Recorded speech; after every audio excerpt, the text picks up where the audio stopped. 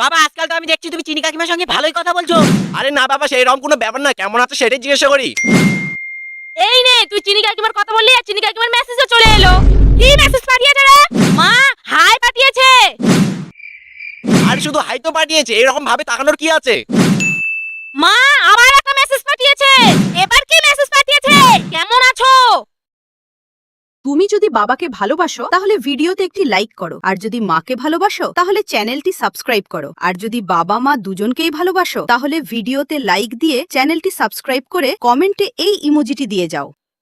আরে তুমি আমার উপর সন্দেহ করছো, নিজের স্বামীর উপর? মা আবারও একটা মেসেজ পাঠিয়েছে, কিন্তু সেটা ভয়েস মেসেজ। শোনা তো। আরে বাবা বলিস না, চুপ কর প্লিজ, চুপ কর, বলিস না। বাবু আজকে বাড়ি পুরো ফাঁকা আছে, তুমি চলে আসো। আজকে তোমার বাপ গেল।